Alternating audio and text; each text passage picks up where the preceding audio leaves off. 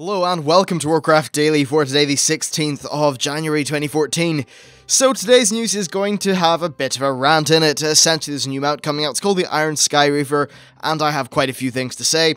Then we have some blue posts, and then I'm going to round it off with some interesting stats from MMO Champion, and finally a roundup of the most recent free character transfers for the EU and US.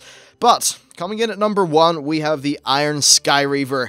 Right, so this is rant time, but before I talk about that, let's just calm down and talk about the mount itself. It's basically an Iron Horde themed chimera, and it does look pretty cool. It's high resolution, it's got some pretty nice animations, there seems to be rockets in the back of it, which may appeal to some, may not appeal to others.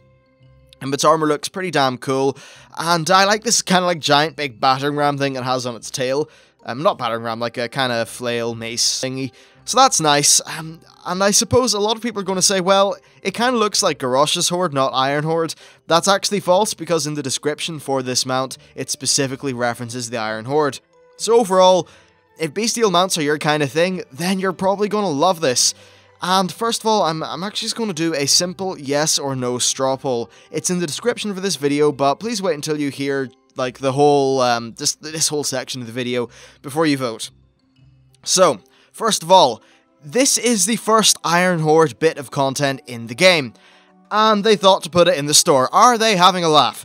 I mean, I'm usually fine with store mounts, because there's no real gameplay to them, they're just a reskin, and, you know, it's just one of those random kind of things, it's cosmetic only. But, I think they're always just a bit more far out in terms of design, and they don't really fit into the expansion's lore, and that's why they fit into the store so well. Things like the Fey Dragon don't have much to do with Pandaria. But it kind of makes sense in that regard though, and while I'm not 100% happy that they keep on pushing these mounts so much, I think generally it is fine. Now, it's also worth mentioning that the store mounts that I do have were purchased for the purpose of a video. I was back with the Fey Dragon Brewpop, and then the Golden Aspect Dragon thingy was gifted to me during the sale. Now then, Warlords of Draenor is not out yet, the Iron Horde do not exist yet, and they are trying to sell us their damn mount. That doesn't really make too much sense, does it? This kind of content should come with the expansion, having like the first drop of Warlords of Draenor content being a store-only mount is just bloody disgusting in my opinion. It's not right. Of all the mount sales, this is, I think, just got to be the most, well, at least it's got to come off as being a shameless money grab far more than anything else. And in a subscription-based expansion MMO like this one, I think it's frankly absurd that they're locking off stuff based on the lore and art assets of a new expansion before that expansion comes out, and then sticking it in the store for $25 or 20 euros. By the way, that's also a ridiculous exchange rate. So yeah, my main problem is that the first bit of Warlords of Draenor content that we're getting is on the store before the expansion. That is just not cool. Hell, we haven't even had the world event for Warlords of Draenor yet. As far as anything in-game is concerned, this isn't going to happen, and Garrosh is sitting in his jail. He hasn't even made the damn Iron Horde yet. So you can see how I think this is just a little bit ridiculous. And also, I think some people are going to be a little bit unhappy that they only just released the new mount and pet 2 months ago. Well, really it was a month and a half ago. I think it was about not the 16th, was it the 22nd of November, 21st, something like that. Anyway, a lot of people feel like this is too close to release another mount. And honestly, I can see their point. It definitely feels like a lot of cool mounts are being store only, perhaps say bar the Goblin Shredder thingy. If you look at the other mounts, I think the Reigns of Galagras was pretty cool. The wolf was really just a wolf mount, it wasn't that special. The Iron Golem was really damn nice, but like in general, I think mounts have, I don't know, they kind of feel stale to me.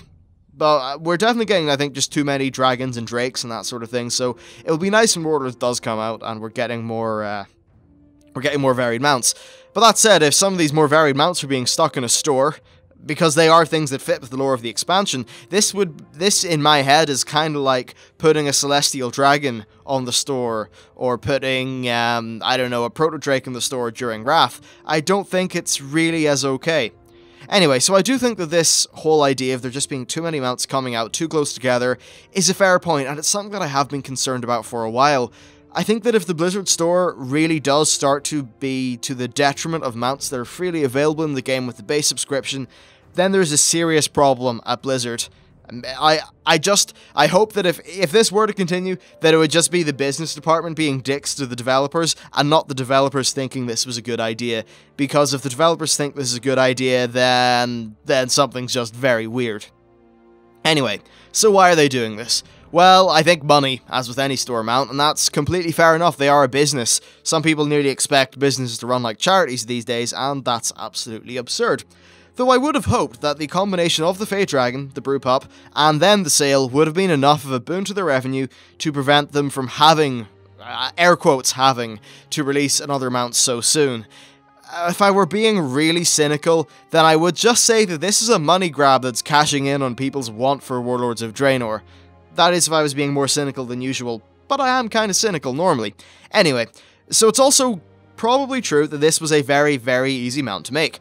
And in terms of how I claim to have any authority in this, well, I kind of don't, but I do know a great deal more about the whole game development thing, because it is kind of what I'm doing at university, and not the design perspective, the coding, and the actual technical implementation is what I'm doing.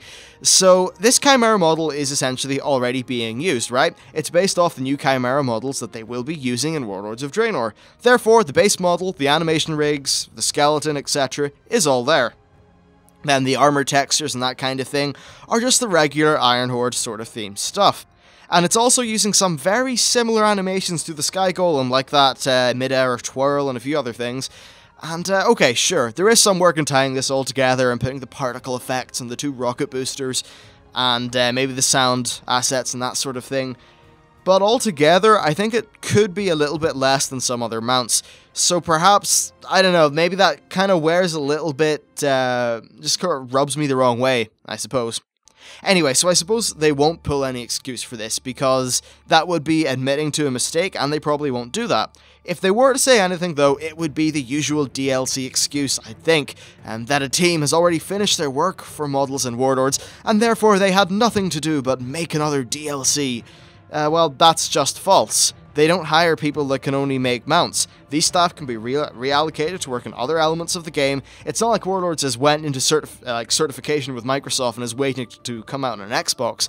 No, they can keep on working on this thing. So this is definitely staff that took maybe a day or two or whatever amount of time away from working on the main expansion so that they can make a store mount. That, I don't think, is cool. Especially when we are experiencing right now a drought of content. And we're not getting the 3-month patch cycle that we had during Mists.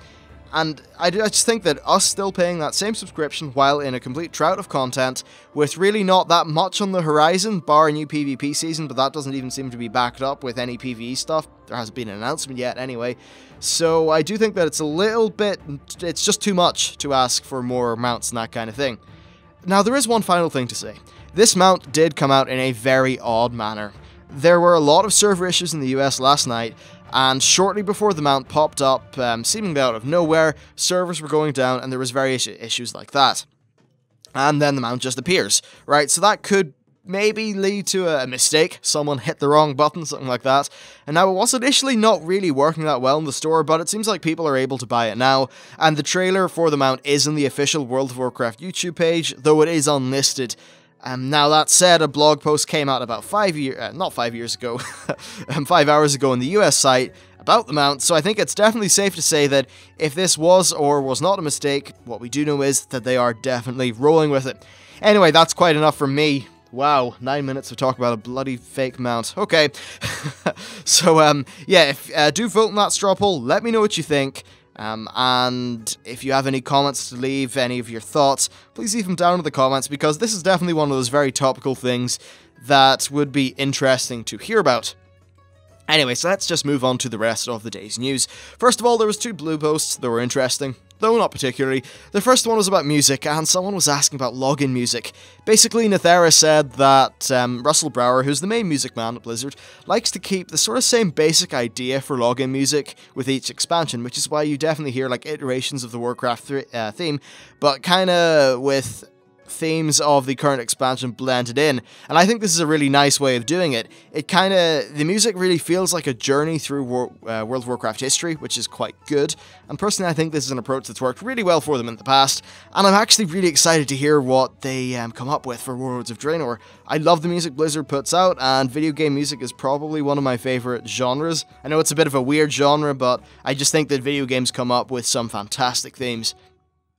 Anyway, so, finally for the Blue Post, there is the Day in the Life, and this is a thread that's been going on for quite a while. Basically, some people want a Blizzard Insider style series thingy, where they get to see the day-to-day goings-on at Blizzard. And the Blues said that, yeah, they do want more personal interactions and things like that, and really stuff like WoW Source is what they're aiming at currently. But day-to-day work just wouldn't really work for a series like this, and I think the gamers often romanticize the work that Blizzard and other developers do. For an example, Nethera said that she had been neck-deep in spreadsheets, planning documents, and email notifications. No one wants to see that, no one finds it too interesting. So that's what a lot of the workload for a community manager is like. But then if you move on to developers, it's all meetings, technical stuff, and sitting behind a computer working. It's not the kind of... I don't know, do people seem to think that developers all just, like, sit around for most of the day getting high, being creative, and then spending an hour typing numbers into a computer and just making magic? Because, like, look, that would probably be a really fun way of making a game, and I'm sure there is some indie out there who's done that. But honestly, it just ain't how it happens at big companies. Anyway, penultimately for today's news, we have some stuff about top battlegrounds. This is, as always, courtesy of the number people at MMO Champion. No idea how they get this, but it's appreciated. They did say, though, that for this data, any bugs with character stats and that kind of thing will lead to slight inaccuracies, so I'll just leave the chart on this screen and I'll go down rankings. So coming in at number 11 was Strand of the Ancients as the least popular battleground.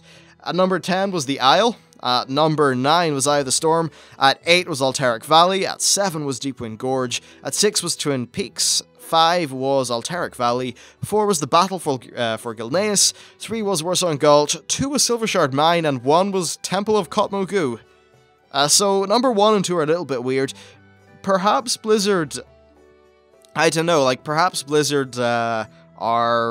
what's the word? They're like, was it Call to Arms, I think? Yeah, maybe Call to Arms are being done more often for the Pandaria ones, or something. Either that, or what I do know is that in OQ, it gives rough win rates, for Alliance and Horde for all these different things, and Temple of Kotmogu and Silvershard, at least in my battle group, are nearly always like 60 to 80%, or no, 60 to 75 win rates for the Horde, so maybe a lot of Horde PvPers like to just chain run those places or something like that. Anyway, so they also did at MMO Champion a poll on people's favourite battlegrounds.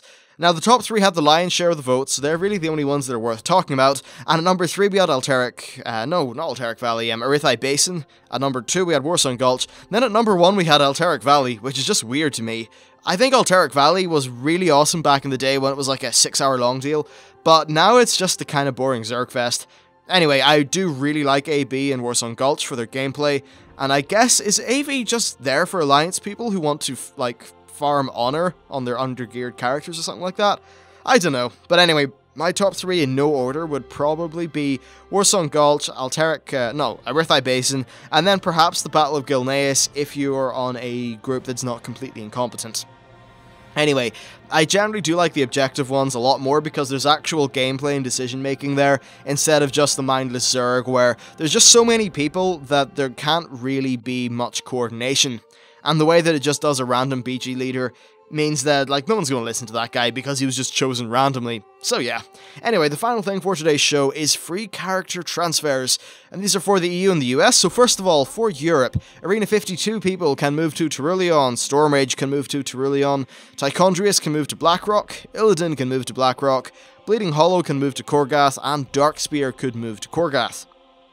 Next, for America, Draenor can move to Magtheridon, Silvermoon can move to Wildhammer/Kilrog, Kazakh can move to the Maelstrom, Outland can move to Grim Batal, Ragnaros can move to Grim Batal, in fact, Stormscale, Sylvanas and Twisting Nether can all move to Grim Batal. So that's it for your free character transfers. Interesting day's news.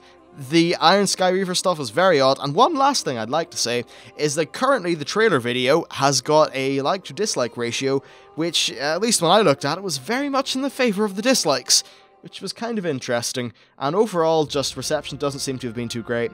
Anyway, that's it for today's show. Thank you for watching, please like if you like, and all that stuff, and I'll see you next time.